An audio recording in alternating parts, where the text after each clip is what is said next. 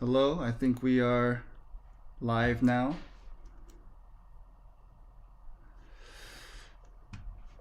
Let me check. Testing. Okay. Vanessa, do you have a YouTube open? I Okay, don't have we're good. YouTube open, but I do see a comment from Martin. So, hi, Martin. We are good. We are live. I see it. So, welcome everybody to YouTube Live. Um, I've got the technology poet here with me, Vanessa Harris. She is from the Permission IO team. They are a Web3 advertisement and business development integration team. It's an honor to be able to speak with her today about Elrond, Web3, Metaverse, a whole slew of topics. Um, I don't know who can tell, but I'm nervous, but I'm very excited to have this conversation. And my name is Thecyple. I am the founder of NoGen, for those of you who don't know. I've got, again, technology poet Vanessa. She is very active on Twitter, and she makes a lot of great Cardano memes as of recently. I think all of them are in good spirit because the Elrond team, the community has been on the other side of that sometimes as well. But I appreciate her. I know a lot of people in the Elrond community also appreciate her. She's got a crazy resume, and that's kind of adding to my nerves today, to be honest.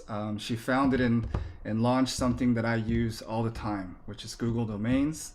And she also launched the first version of Microsoft Office web apps, which is also something that I continue to use and has a lot of great kind of compounded software progression off of those things. So without further ado, Vanessa, welcome. Thank you. Awesome. Thank you. Well, thank you for such a generous introduction, Joshua. It's really awesome to be here. I mean, I don't think you need any introduction. As the founder of Nogen, one of the premier NFT projects within the Elrond ecospace, I'm pretty thrilled to be here. It's just an honor to get to talk to you about all the things that you're deep in every day around NFTs and the metaverse. And to spend time with the Elrond fam kind of outside of Twitter. I know Twitter's kind of a different place. We don't get to go as deep necessarily into conversations. And so I'm really looking forward to where we're going to take it today. Definitely. There's a lot to discuss. We all know Elrond has a whole lot under the hood that maybe a lot of people don't understand. So maybe we can start with Elrond and peel back the layers until we get to NoGen and why we exist and some of those things. So take it Yeah, away. and I'd love to hear kind of your story about how you got to crypto and then how you got to Elrond, and we can maybe peel back Elrond a bit because it feels like if you're getting into crypto, I love Elrond, but it wouldn't be the first project that a new person coming into crypto I think would stumble across. So I'm kind of curious about your journey. How long have you been in the crypto space, and how soon did you find Elrond? Oh, definitely. I think my first interaction with crypto was back in early 2017 when Bitcoin was still very much used to do some shady things online. But that's where a lot of conversations like hit people for the first time. Um, Yeah. News articles and things like that about what is Bitcoin. At the time, I did not buy any Bitcoin. Um, regrettably. But I think most people who did back then, when it was super cheap, I think under $100 per Bitcoin, then we probably would have sold by now already. So I don't feel too terribly bad about that. But I think it plays an important backdrop to why Elrond is so attractive to me in terms of the tokenomics and the market cap that we're at right now. I definitely see Elrond as the next Bitcoin and Ethereum for sure. It's as if they were combined because you have the tokenomics of Bitcoin and the smart contract capability um, far beyond Ethereum's current iteration right now. And so when I entered crypto as a active participant, it was early 2021. I had just um, finished a very arduous renovation project where we did um, a 1,700 square foot basement. We did a massive master bathroom renovation, and a ginormous kitchen. And after these things, the body wasn't feeling so great. The morale wasn't feeling so great either because we had been wrapping up in the middle of winter, so it was very cold. Doing a lot of things that require you to be outside, inside, outside, inside. So I wanted a break from that kind of a lifestyle for a little bit. I made sure not to sign any new contracts for more work beyond this, and so I think as I was finishing that project, I did what I do almost every day, which is turn on a podcast or a YouTube documentary. A lot of what we do is solo, and so you have 8 hours of trying to distract yourself and not be super bored. And then I found a Bitcoin documentary on YouTube, and that was like eye opening to what is blockchain? Why is it so important to humankind right now? Why is it so appropriate for the times that we seem to be living in? A lot of people on the outside of crypto do not see any of this. They don't see the problems that blockchain solves. But for me, having a tech background, I, before construction, I went to college to study engineering and software. So having that tech background allowed me to see this is something crazy, Yeah. something once in a lifetime, once in a generation that Bitcoin is bringing about. And then I wanted to be involved as an investor. We heard that's when I was watching Ivan on Tech and BitBoy Crypto, and that's what all the newbies do, right? They go to the those thumbnails where they're all shocked and things like that. So I Yeah, it's a go. very unfortunate part of our industry is that those folks are the first introduction many people see. But you're here, you got through For that, right? sure. For sure. I definitely got through that because as much as I love those guys and they have a key role in the ecosystem, I think you've got to go beyond those hype thumbnails and YouTube videos. So I think seeing those two, obviously, it's kind of obvious from people watching them, they have a lot of Ethereum. So they were very gung ho on Ethereum hitting $10,000 in 2021. So I went pretty all in, I have to be honest. And I did very well because I got in when Ethereum was 1,300, and then got out when it was over or close to like 3,200.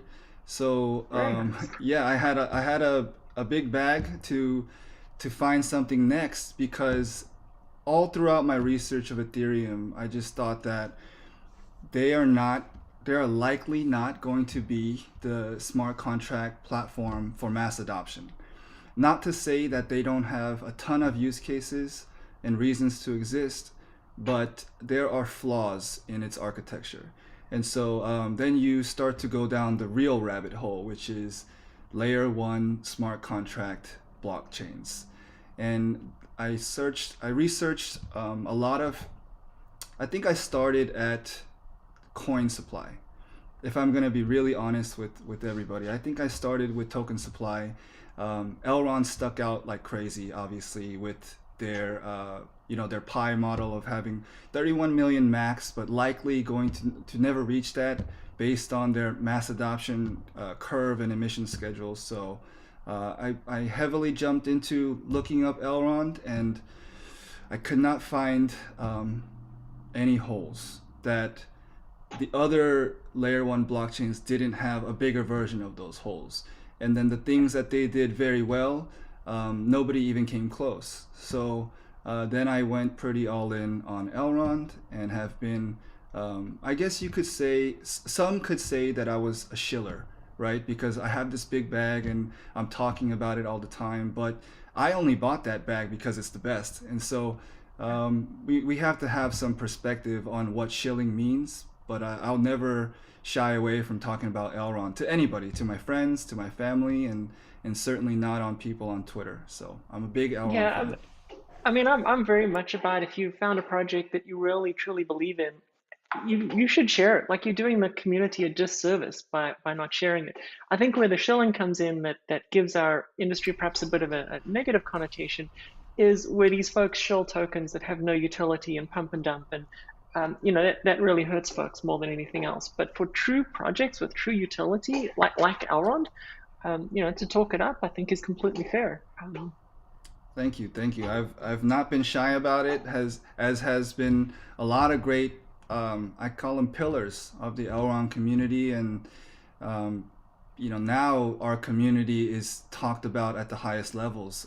Even companies that are thinking about what blockchain to select, if they do select Elrond, there's often some kind of announcement or a blog post where both sides talk about what they really like about the partnership, and almost unanimously, everyone who partners with Elrond always brings up the community. And so this is not just something we feel. This is something people at the highest levels are also agreeing with. Yeah, and that's something, as you talk about journey to find Elrond, that's one thing that really drew me, was very much, I think in very similar fashion to you, I can see all the use cases of Ethereum and DeFi, and then I tried to use them. Oh And yeah. it was $100 gas fee here back when gas fees were cheap. Now it's, hundreds or thousands of dollars. And so I was looking, and the promise of a blockchain like Cardano, which promised to do all of this at a reasonable fee, was fantastic. Yet it was just a promise for the longest time. But the community was big and strong and vibrant. And when I found Elrond, it was the same strong, vibrant community. And yet you could actually do all of these things, and it was fast, and it was all built. And so that was what kind of drew Yeah, me in into it.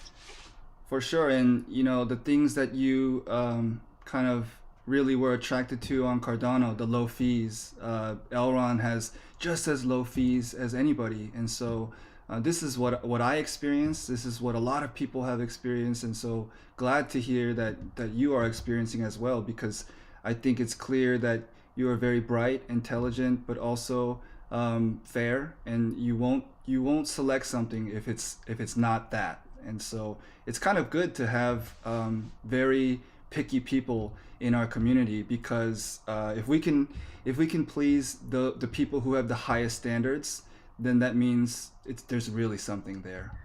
Yeah, and I know, sometimes when I share, I maybe upset a few folks in the Iran community. That's definitely not my intention, is to upset folks. I wouldn't be here if I didn't absolutely love the community and the technology, and I think the direction that Elron's going, which is very, you can see the ethos in everything that Elron does. Even when there's controversies or bad things happen, the team steps up. The team makes it right. The team is about the community, Hmm. and it's not that way in every blockchain. I mean, I was just looking at some of the time Wonderland stuff that was happening, very mercenary, very much a group of folks just out to get the money and then move on. And Can you I kind of feel like explain what happened there with that one?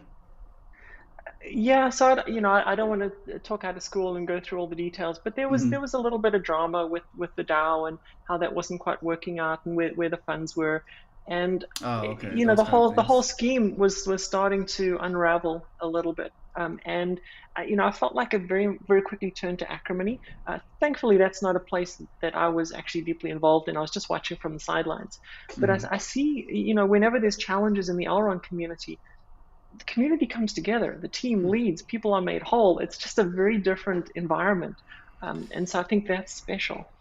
Yeah, I think the fact that we are, compared to other blockchain communities, we are a small village. And when you do something bad in a small village, everybody hears about it. And this can be a great thing, and this can be something that has an extreme negative feedback loop as well. But so far, um, it starts with the Elrond team, I would say, and then their attitude and behaviors trickle down and let all of us know. Um, Maybe not 100%, because we are our own people with our own values, but in a lot of ways, they set the tone for doing right unto others, and taking responsibility without, um, so I guess, bending on things that are common sense, right? They can't solve world hunger tomorrow, but whatever they have the means and the resources to impact, I think they have sincerely tried. And then, people who are involved in the initial distribution of the MEX token, this was, I think this gets swept under the rug, but I'd love to bring it to the surface one more time.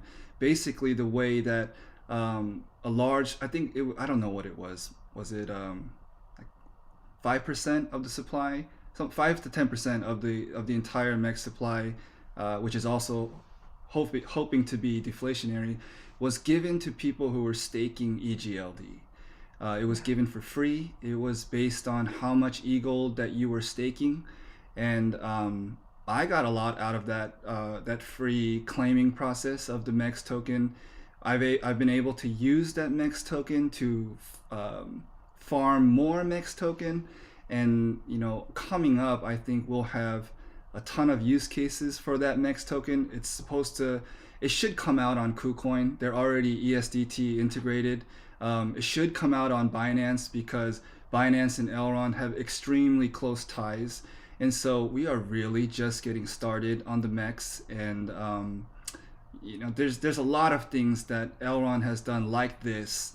The staking rewards for EGLD are currently, you can get 14% very reliably. And then when you compound this, and use it for other things like NFTs and other things in the ecosystem like Launchpad partners, this is the place to be. The user interface is second to none. The team works as hard or harder than any team in blockchain. Their speed at which they're pushing updates to GitHub and getting features live is remarkable, really. And so that's a lot of the reason I love having these interviews and getting a chance to talk about Elrond. There's so much to talk about. Yeah, it's fantastic, and I'm seeing a number of people jumping in with comments. If you have questions, please kind of add your questions as well. We're very blessed today to have another leader in the Elrond community, Wesley Kress, who I think you all know. He's helping us out and sharing some of the questions with us. So put them in the chat. We'll get to as many as we can. But with that, maybe let's jump onto NoGen and talk a bit about what is it? How did it get started? How did you come up with everything from the art to the structure to launching? I'd love to hear that story. I think kind of sharing like an intro story about something slightly unrelated is like whenever we receive Launchpad applications for the DAO, I try to see if this is a passion project for these teams or if they came up with an idea just to make money. Oh, And perhaps even backing yeah, up a little further, before for we sure. get to launch pads for the DAO, how did you come up with NoGen and where did that start and how did you start it? For sure. I think I was going into kind of setting up how I did get into Notion through that. It's like I would see if they do have passion projects, and if they didn't, that was definitely a big red flag for me. And so now rewinding back to the question is, Nogen is very much a passion project. It's something from heroes to trading card games to creating collectibles. This is something very close to my experience growing up as a human being in this world in the United States. Um, Life was pretty hard growing up, to be honest. It wasn't a very rosy picture for a child to grow up in, and so um, anybody who has a heck of a time as a kid growing up knows that they always had moments where they wish a hero would break in through the door and take care of the bad people and brush you off. And I had a lot of fantasies about what Robin went through, the sidekick to Batman, because Batman found Robin at his depth of his despair, and he gave him purpose, and he brushed him off, and um, Robin was able to impact a lot of people in the world after that point. And so all it takes sometimes is for someone to reach out a hand and to show you what's possible within ourselves. And so this is kind of like the core behind everything that I try to build with NoGen. Um, so the heroes, that's kind of where all of this comes from, is that desire to give hope to people who are in similar situations right now. And then if you're grown up and you're out of these situations, to kind of motivate people to go and be heroes as well. Be the person that you wished came to your assistance when you were growing up. So that's why we start with heroes, and then kind Wow, of. that's just an amazing origin story for me on how you got started, and it points to the depth of perhaps the pain and despair you were in gets turned around into this just beautiful project that's impacted the lives of so many and brought joy to so many people already, and we're just getting started.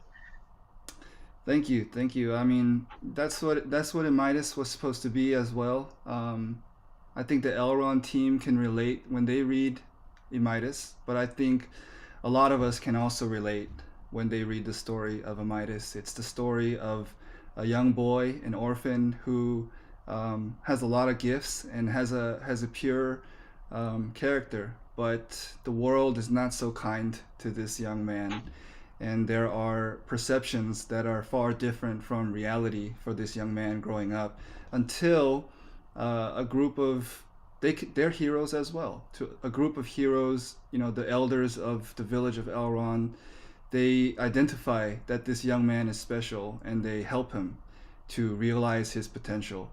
And so hopefully that's what NoGen can continue to do for a really long time as well, to a smaller extent. But that's why everything is built on Emidas's, I call him very broad shoulders. This character that only exists in a story, and one day in the metaverse will shoulder all of our Mm. pain, hopes, and dreams, and also teach us lessons along the way. Yeah, it's beautiful. I saw a comment from Stefan saying, "Nogin changed my life with a heart," and it's just we can feel the passion from you, from the community, and the way it's impacted folks. So I'm curious, like once you had the idea to get started, it's not just creating art and putting it out there. There's a whole lot more involved, and I wonder if you'd be able to share with us, like what else is involved in that process of setting up an NFT project like Nogin. A lot. I think being so obsessed about the Elrond technology has assisted greatly. I didn't know it at the time. I got into Elrond as an investor, but any good investor wants to read everything that they put out, whether it's blogs or documentation. So I was, even not knowing how to do any of the coding stuff, I was reading a lot of the GitHub and all the Elrond docs that they were putting out. And then when it got closer and closer to releasing NFTs, I downloaded Visual Studio Code. I found out how to set up ErdPy through their YouTube video that they have on their channel, and kept playing around with it, kept banging my head against the wall until something cracked. Not my head, but the problem. I got pretty good at it, enough to mint on chain, using IPFS and really saving that information on chain. And I did a Midas that way, and then helping a lot of other teams launch their collections, I think played an integral role as well. Because when you try to explain how to do something to somebody else, oftentimes your proficiency goes up a lot more in that process. So um, I really think everything I have done in life has gotten me to this point, whether it was early childhood, really enjoying the story of heroes, and then going to one of the most hardcore technology schools for undergraduate, and then jumping into a sales role at a renovation company where you have to. So I was head of sales, but I was also doing all the customer support. So I was getting hundreds of calls and text messages every day from multiple dozens of different people with different problems. So I think putting out all these fires and wearing different hats and communicating as efficiently as I could, while making sure that I respected the human element of what they were going through. I think all these things really prepared me for everything that the entire path that I'm walking down now. And if we zoom out what it takes to do something like what Nogen's trying to do, the art is for sure the backbreaker, It's the one, it's the meat and potatoes. You've got to put so much effort into the art and then refining it and having to tell artists who are extremely prideful in what they do, this is not good enough, go back and do it again, please.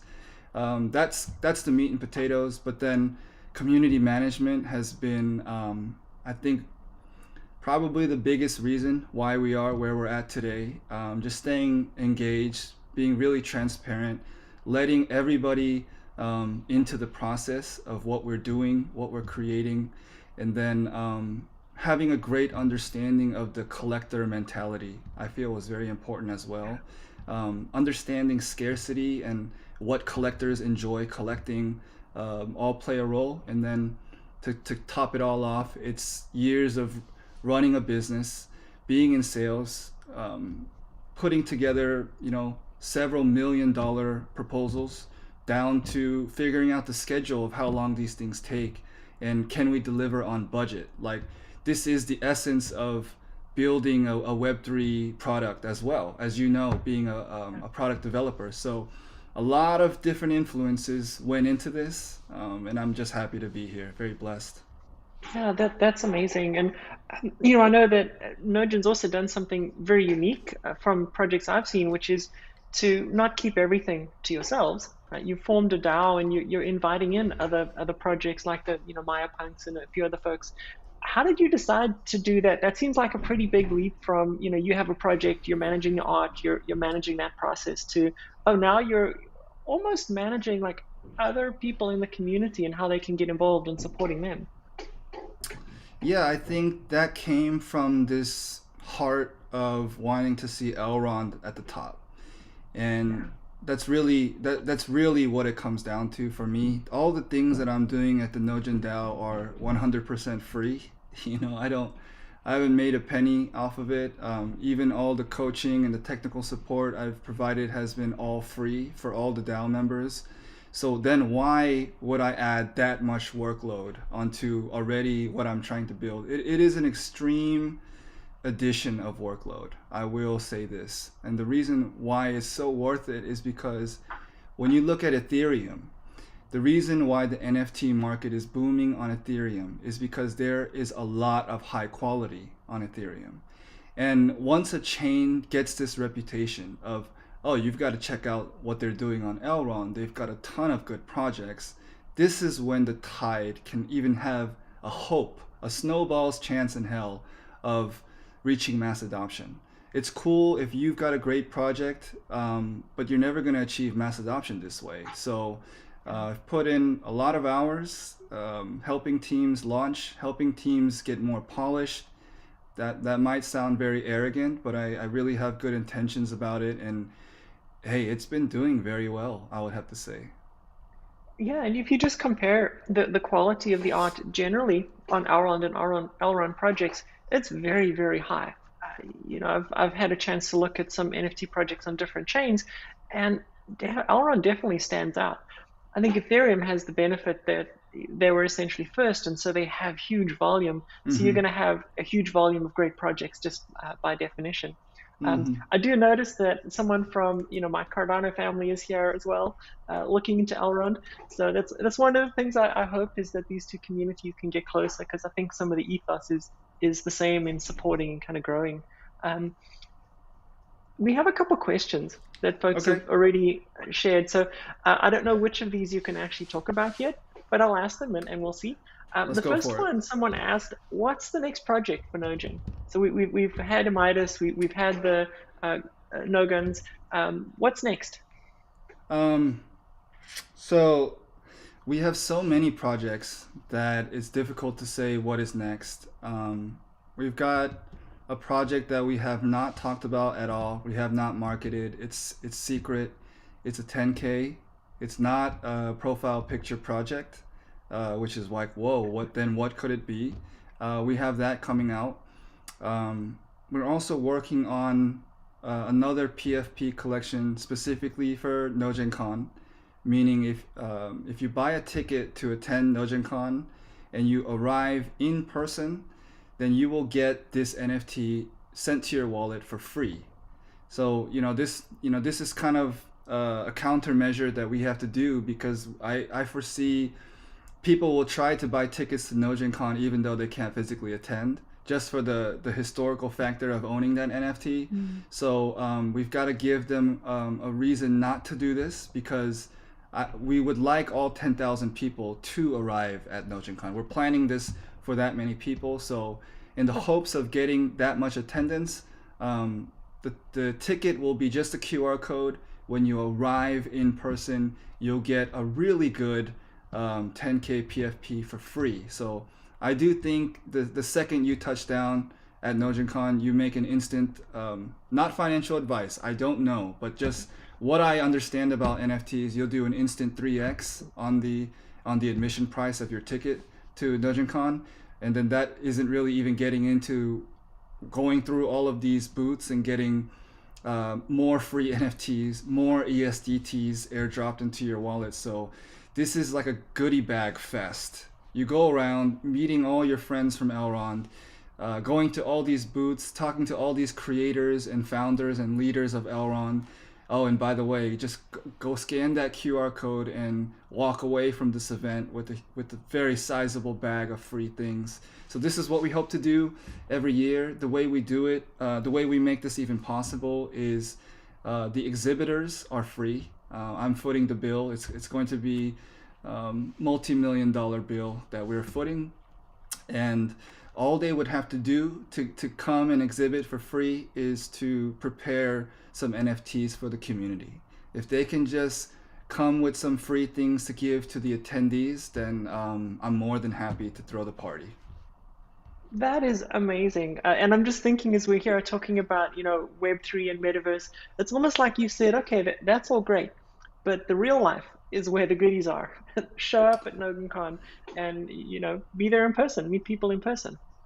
Yeah, I think what I really like about Elrond is when you read their white paper, they're very aware of all the pros and cons about blockchain. And so all the pros they tried to build on top of it, but then all the cons, they tried to stay hyper aware that these are cons or perceived cons of investors. And so I've taken a lot of that ethos as well. It's proven to be very, very powerful. And so one of the key negatives about this whole metaverse reality or concept is that it's going to actually have a net negative on society, right? Yeah. We've heard this concept of like everyone's going to have a VR, and it's going to be like the movie WALL-E eventually, where we've all become lazy and we're just living in a make-believe reality. And so really taking this concern from mankind into all of our planning, we want to create a brand and a metaverse that mixes and enhances what we're doing in real life. And this is not my idea. Credit to the great Benjamin Minku in his last solo town hall. This is one of his major concerns, but it's a concern shared by a lot of intelligent people. So we're listening very much. Yeah, I mean, this is fantastic. I was just listening to a podcast the other day by Mark Zuckerberg from formerly Facebook, now Meta. Mm-hmm. And the world he's talking about has this dystopian tinge that you mentioned. It's, everything's in VR. We're building kind of social interactions in a virtual environment that's completely controlled by a single corporation that can turn you on and off at their will. And it feels like to me that, as we're in the Web3 community building up that same metaverse, we have the opportunity to tilt a little bit stronger on a lot of axes to owning your own expression in that metaverse. We talk about, owning your data, owning your identity being a key part of Web3. I'm curious how you think about that in terms of metaverse and the future plans that you have for NoGen.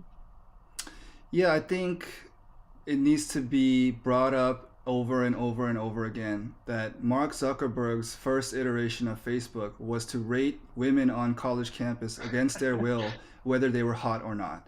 I think this is very, very telling of where his mentality is in general. He's a Machiavellian approach to all things. The ends justify the means. This grabs a lot of people who focus on the ego a lot because they have this freedom to play God, and I think this is very appealing to Mark. I think to his credit, he tries to use that power to affect good, but I think the lure of his core of how he started is very strong at the same time. He's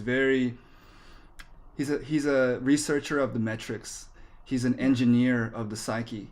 And this is not somebody that I want to rule Web3. He already dominated Web2, and we saw what he did with that power. And so, very much the reason for creating a metaverse, which we don't have to.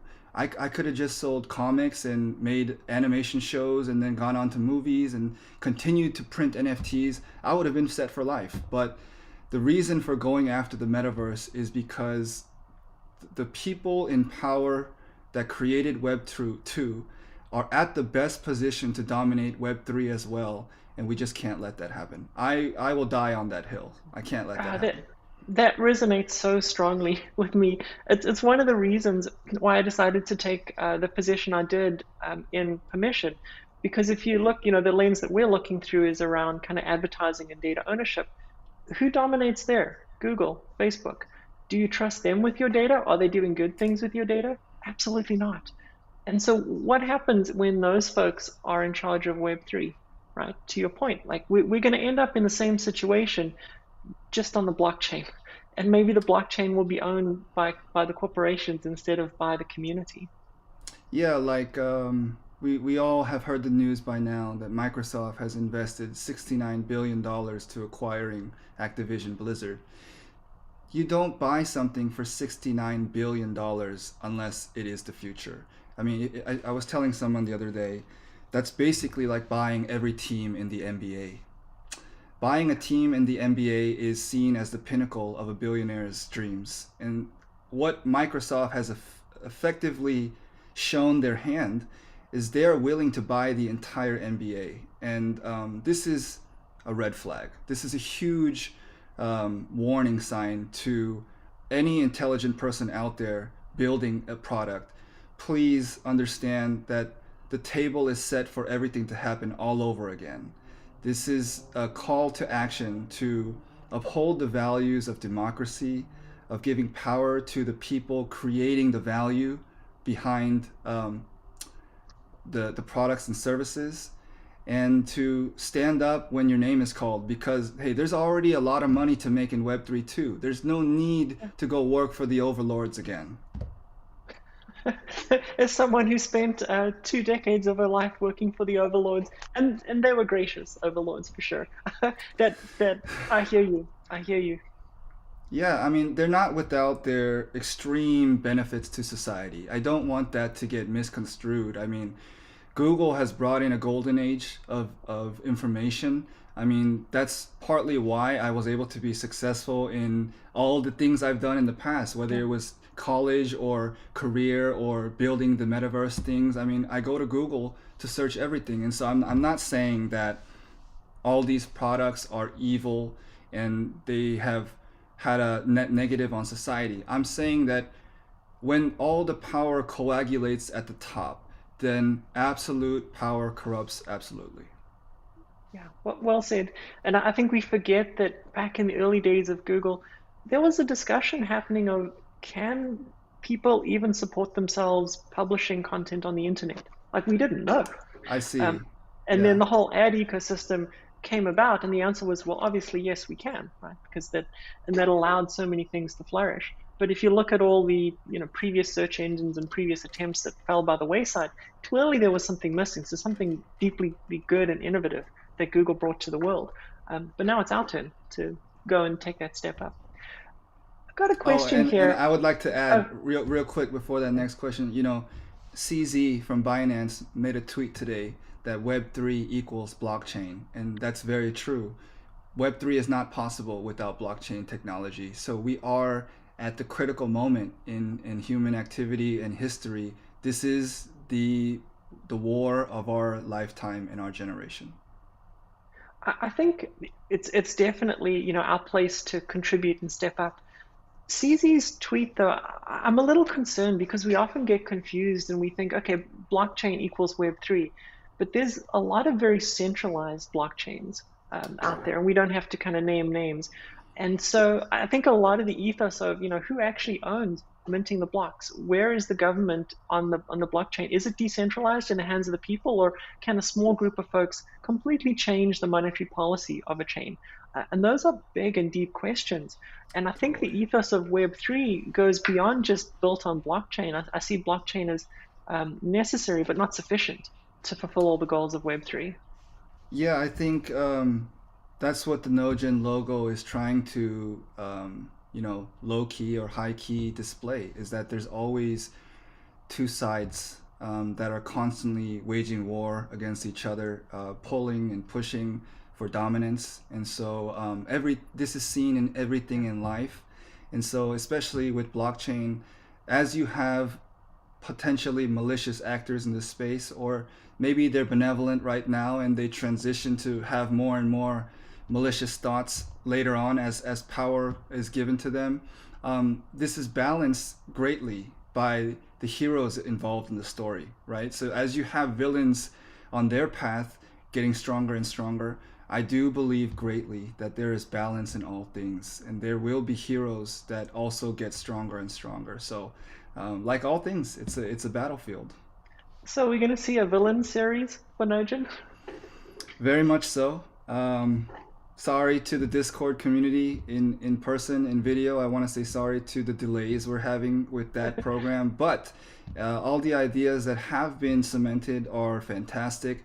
I think anyone who drops in, you have to be a verified holder now to check it out. But we're basically, what we're doing is, as a community, we're creating.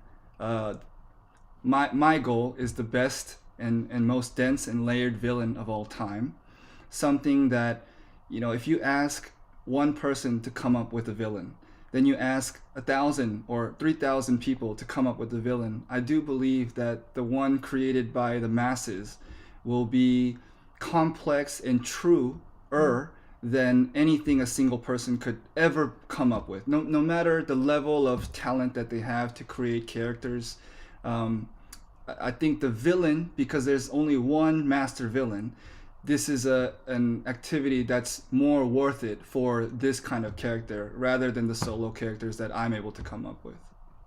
Yeah, I love that because as you're crafting the ultimate villain, taking the shadow side of each of us, the fears that we have, and multiplying that by hundreds, thousands of people with individual fears will create someone who can resonate in a unique way with every person because it's got a little piece of that in them. I love that.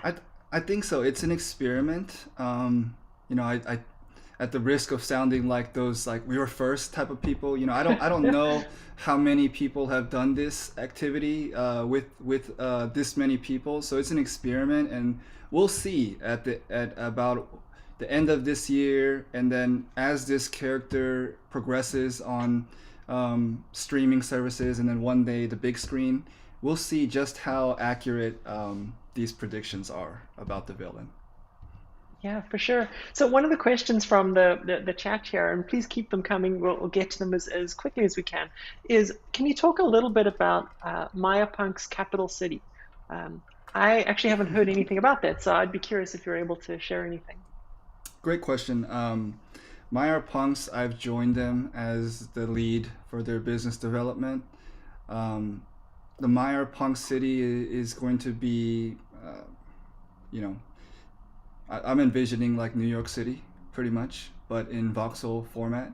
And you can go into stores, you can build your own store, you can build your own domain. People can walk through the streets.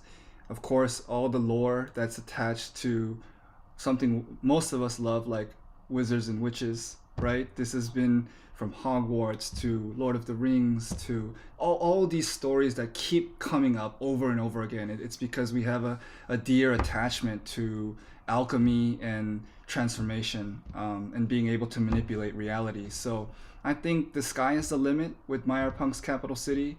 A lot of the beauty that we see in some of the Nogenverse lands and what is built on top of it, it will be built by a community of passionate builders and architects and artists. And I see that definitely heavily portrayed in the future iteration of Maiar Punk's capital city. That's amazing. I'm just thinking that the Harry Potter of Web3 has a nice ring to it. That's what we're seeing. I'm very excited about what we're going to build on that land for sure. Awesome, awesome. So as we're talking about land, someone was asking, when are they going to get their land for Nogen?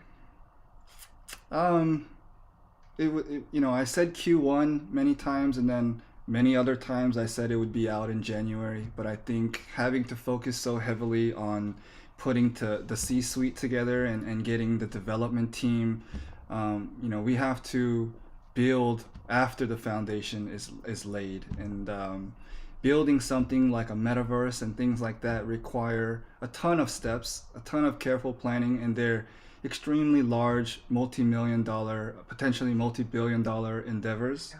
And so when lands, I don't know that land is a great priority, to be honest. Of course, traders want to trade it, they want to leverage it and get deals and capitalize, but maybe um, unintended, I am doing everybody a favor by we don't want to paper hand these lands, and just because we're in need of some liquidity, I don't want to release a rush product and then you guys sell it for 10 eagle and call it a win, but you have no idea what you're selling, to be honest. Yeah.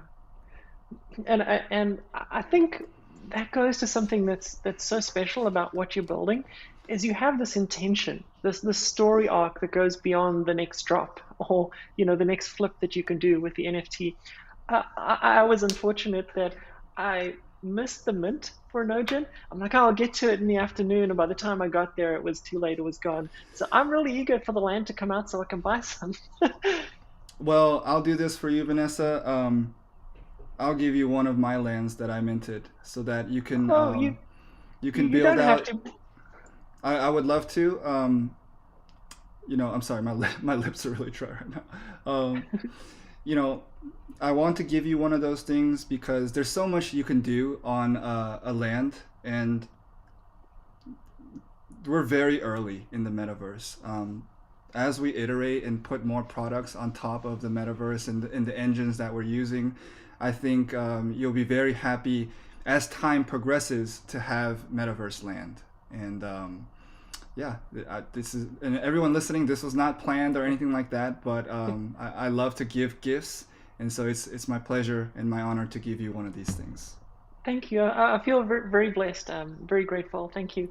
Of course, You know, happy to as, do it. as we as we talk about the Nogen and the story arcs that's been building, one of the questions that came through, well, is there ever a chance that Nogen and drifters will join each other or be together? I've seen a lot of folks on Twitter taking their Nogen and their drifter and kind of putting them into images together and trying to match them, match the colors together. Yeah, I think Henry, the founder of Drifters, he's a good friend of mine, and we talk often about what I want to do, what he wants to do, and he's got a grand vision that really had nothing to do with Nogen until roughly a month or a month and a half ago, right? He was going to release on Ethereum, and even way before we agreed to have a DAO partnership, he had this amazing roadmap that I was a big fan of, which is why I kept pestering him, like, what about Elrond? Are you thinking about Elrond and things like that? But Henry is trying his best to build a metaverse, and I believe in him as an individual. Extremely smart, extremely driven, has all the tool set necessary to do it. And I think we're already working together in the sense that his Drifterverse will just be a land in the Nogen verse. So when you click on the Drifterverse land within the subset of the Nogen verse domains, you're teleported into a world that Henry and his team have crafted. So one of the things, this is a great thing to bring up here. A lot of metaverses right now, they're pretty much like other layer one blockchains, like Ethereum or Elrond or things like that. But then you also have layer one blockchains that are called parachains, like Polkadot, right? And instead of you releasing a token on a layer one blockchain and taking part in the technology. Instead of this, you become your own blockchain in a parachain, right? And so this is what we're trying to do with the NoGenverse to our DAO partners.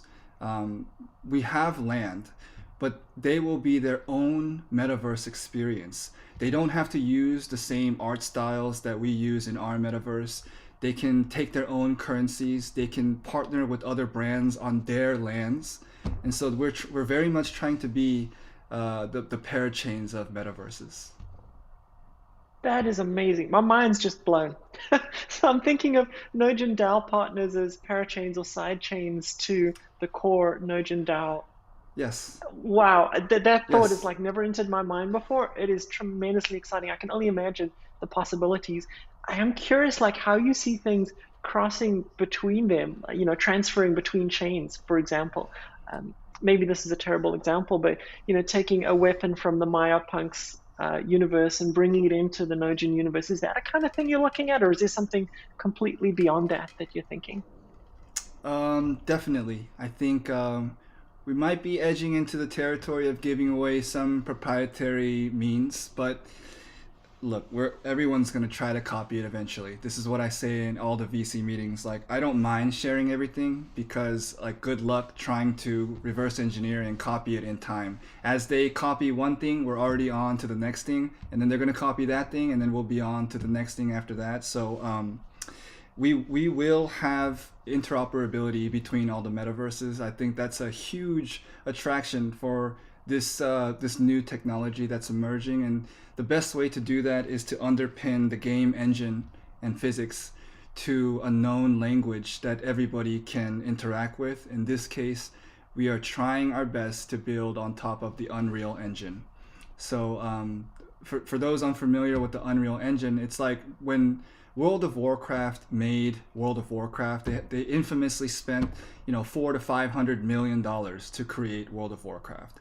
This is largely in part because they had to develop all the physics by themselves, in addition to the assets, the 3D assets, and the gameplay and the missions and the marketing and all this. In addition to all that, they likely had to literally invent a lot of the engines. I can't say for sure which ones those are, but some examples that engines take care of: a dragon flying through the air, or you doing a spinning back kick, or swimming through water.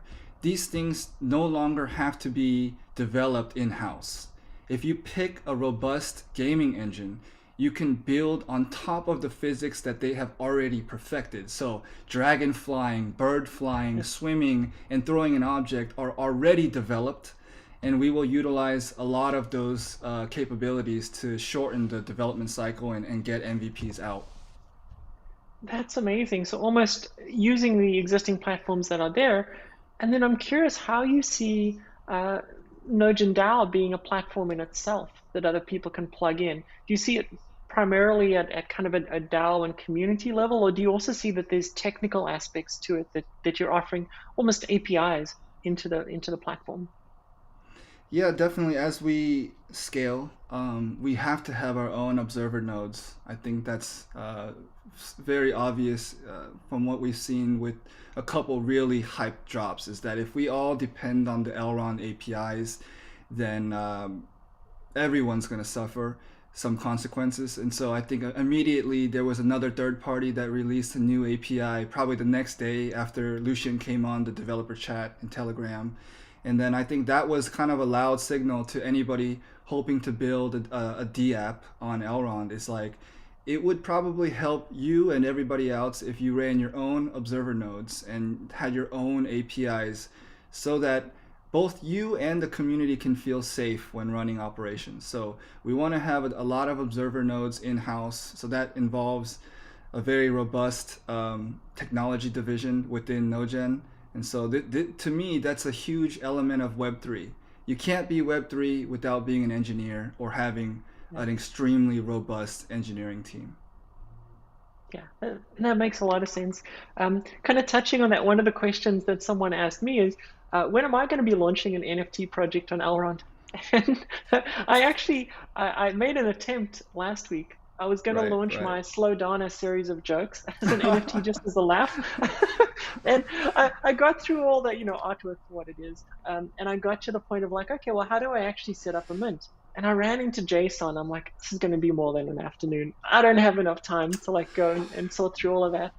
Um, There are some platforms that can help you mint the attributes on chain without like extensive JSON handling experience. One of our key members of the Elrond community, Sjati is how you pronounce the name, but it's spelled like Sjaattie.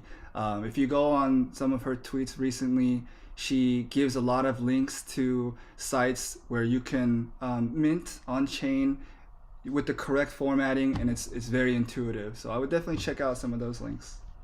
Oh, that's amazing. Thanks. Yeah, I learned something. I'm learning so many things today. I'm curious how, as we're building out you're building out the metaverse, you're building out the different partnerships. How do you see NFTs themselves fit into Web3? So maybe stepping back a bit from the specifics of NoGen, but broadly NFTs. I think NFTs are oxygen to human beings when you compare it to its importance to the metaverse. Without sovereign, autonomous ownership of an asset that is not able to be easily manipulated, you simply cannot have the flourishing of Web3 ideas that we are dreaming about. So, control, ownership, and the ability to track the entire supply, whether it be number of voters or it be collectors and holders, you have to have metrics on chain that are undeniable and provide a ton of trust, because it's the time to trust people in business is coming to an end. Um, I think this has pervaded society long enough. It has gone to business and then to politics and then to government and then to the ruling class. We trust and we trust and we trust, and look at what it gets us. Now it's time to verify and take part and have ownership and be in a trustless society. And that is the greatest form of trust at the end of the day. Can you say that again? That was powerful. um, yeah, I mean, I think NFTs to the metaverse is as important as oxygen is to humans to survive. Without Yes. ownership, um, we are always going to rely on a system of trusting in fallible actors. These fallible actors, you can look, you can get honeypotted by a secret organization, and you're done. You're always going to be controlled by whoever has the, you know, the video or the audio of what you got caught in the honeypot. Deep fake is gonna wreck a lot of people coming soon, and so we've got to transition to a trustless society. So I know I didn't repeat everything one to one from what I said, but there's so many layers to this conversation Yeah. about trust. Yeah, and I think it's just important as we go into Web3 to realize that this is really at the heart of it. The fact that we are sovereign, that we have ownership, that we don't have to trust in order to get things done. Very deep concepts there. For folks who are just very new to this, maybe they've just got their first e-gold, and they're thinking about NFTs, and maybe they're looking at the Nogens and they're like, yeah, they don't quite want to spend that much just yet. How do people learn enough to know the projects that are good and likely to have kind of a long life and to bring value from the projects that are short term, just trying to sell you a JPEG, basically? Wonderful question. This is something a lot of people DM me about, asking for direction and advice and guidance. Enough so that I will be, um, as some of the things on my schedule get cleared out, I will be starting a podcast to help not just advertise Nogen and Nogen DAO NFTs, but truly give people the tools that they need to become fishermen and fisherwomen. Right? It's like give a man a fish, he eats for that day, and teach a man how to fish. You can feed him his whole life. So. Um, we will be coming out with a lot more educational content. It's the Wild West on Elrond right now. Shameless plug would be stick with NoGen DAO or teams that are clearly head and shoulders above the rest. There's just no need to take a risk.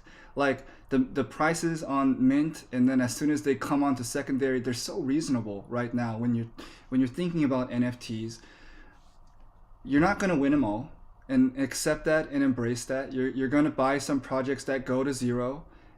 Each of those will teach you a painful but extremely instructive lesson on not just NFTs, but I think vetting and researching everything that you choose to be a part of, and then use a lot of what you've learned in crypto. Apply the same rigorous standards to these teams, and that's how you can be the safest for right now. Yeah, that's great advice. And I think we have the added benefit that you can try and learn and experiment relatively cheaply. I've had a few projects that I've invested in that, haven't done well, and a few others that have done tremendously well. And it's that process of just learning and starting to recognize, um, and also starting to recognize how new projects perhaps give fake credentials. It's very easy to get a lot of Twitter followers from bots and make it look like you have a community. But if you spend time in someone's Discord and you see the quality of the conversation, you see the roadmap that people have, it becomes a little easier to say, okay, well, is this a real team that's given thought behind everything? Yeah, totally. I mean, if it walks like a duck and it quacks like a duck, it probably is a duck. And so this applies to if they're winners and if they're serious, and then if they're jokers or if they're posers, right? There's a lot of posers out there because all they have to do is create enough hype to sell out the mint. And they're riding off into the sunset and never looking back. I mean, we've all come in contact with malicious actors that do something extremely harmful to us that we would never do out of our own empathy and run away without even thinking twice about what they've done to you. Yeah. These actors are everywhere, and so really be careful about teams that are pumping the hype element of their brand. Not to say that we can completely remove the element of hype from being able to sell out, because again, the opposite side of the coin is if you don't sell out, you're very handicapped for accomplishing your roadmap. So fine line between everything, I would say, at this point. And then people have to improve their personal ability to spot winners and losers. Yeah, and I'd add to that to find people like yourself to follow and listen to, people who have shown that they're trustworthy and in it for the long haul. Um, Thank you. I mean, I love Elrond. I'm front facing. My name is Joshua Kim, Kim. So I have no problems doxing myself. Very much intending to make this my life's work, and I'm not dodging anybody. I don't fear consequences of living, facing reality and facing problems. I don't fear these things. And so, yeah, I'm one person. Anybody who uses their real name is also, I think, has a lot of skin in the game. And so there's a lot of little tests that we can put people through to see where their values truly are. yeah, well said. As we're, getting close to wrapping up, last questions, please come in before we go in. I think I'm not good at this YouTube stuff, but subscribe, like, what else do we have to do? um, You've done a very good job. Thank you for bringing in questions from the community and for leading this discussion and allowing me to have a platform to share a lot of things. I think people in our community really appreciate this conversation, and I know that I do. So thank you very much. Awesome. So I just had two last questions for you. One from the community, where someone's asking, if you could only give one piece of advice on how to get involved in blockchain as a potential career, what would that advice be? Blockchain, not just NFTs or things like this. Blockchain. Yeah, they were asking about blockchain technology and Elrond, less specific to NFTs, but maybe NFTs is a big part of it. I think don't get caught up in the trap of trying to make money. Get caught up in the trap of solving problems and look at the world with a lot of skepticism about the problems. Don't get caught up in the fact that we have a lot of good food to eat. We have the best cars that we've ever had in technology, the least amount of airplane crashes in technology. We're conscious about the environment. Don't just look at the pretty pictures that Hollywood or news tries to paint for you.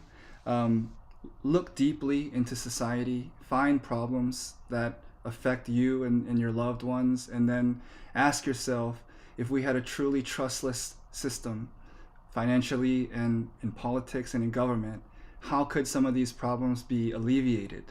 And then if you can do that, then success and money should follow if you're helping people. And if you're not helping people, this is not for you, I would say. Very, very well said. And I think that leads very nicely into the last question, which is, how did NoGen get its name?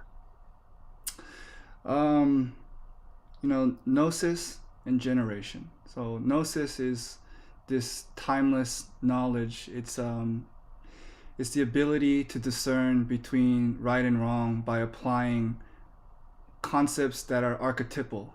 Language is a mere construct that we've developed to describe reality, and most times it's never enough to give a one-to-one description of what we're experiencing or we're looking at, right? Like we think about the words love and hate. They are mere shadows of what love and hate really are. And so gnosis is this deep calling from all humans to cut through the bullshit. I'm sorry, excuse my language, but there's a lot of that going on in the world right now. We don't even know what's true and what's not. Even from our leaders that are telling us these things, they're saying one thing and they're doing the other. Justin Trudeau is saying we cower to nobody, and then he's hiding and he's cowering, and so it's like, where did our ability go to engage in conversation and to respect opposite ideas and to face these difficult conversations instead of hiding behind memes and things that are easy to communicate just for the sake that you don't want to study enough on the conversation to be relevant in the room. So Gnosis is a great push on my end and the community that supports us to become a generation which can bring some sense back into the world. And just like a comedian, when you tell someone the truth, you better be making them laugh or they'll come after you and they'll try to hurt you. And this is the ethos that comedians take. They say things that are unacceptable for anyone else to say, but they make you laugh. And so let NoGen do the same thing. And instead of laughter, it's incredibly entertaining stories and a heck of a metaverse experience. That's amazing. Wise words to end off on. Joshua, thank you so much for sharing your wisdom with all of us and for this conversation. I had a fantastic time. Also want to thank Wesley, who behind the scenes was helping to organize all the questions. Really deeply appreciate you as well. And I think that's it. Thank you to the community as well for joining us. There's going to be, I guess, a podcast or a YouTube channel coming up here. So, I hope that we'll get to have more conversations in the future, but really looking forward to where you take NoGen and what's in store. Thank you, Vanessa. It all started with you in a Discord message asking, can you share some more information about NoGen? And then we started to have this chat, and I think it was insightful for a lot of people that were either on the fence, didn't know much about Elrond and NoGen, and even for people that knew a lot about NoGen.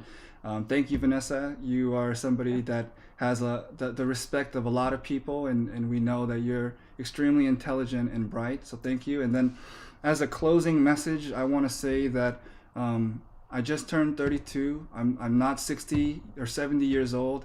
To say that I'm filled with wisdom would be a gross lie. I'm not. I'm still learning. I'm still making mistakes every day and trying to become a better version of me, not to my fellow man or woman. I'm trying to be better than myself, even if it's just 1% from when I woke up. So please, to my community members, I deeply appreciate you. I can say that I love you guys, and I'll prove that through my actions. And please be patient with me and gentle with me, because I'm doing everything I can to push and make this a reality. So I need you guys. Thank you. Beautiful, beautiful. I think you have the button to end the stream. I do. Thank you So for the conversation. Thank you, everyone. thank you, everyone. See you again next time. Take care.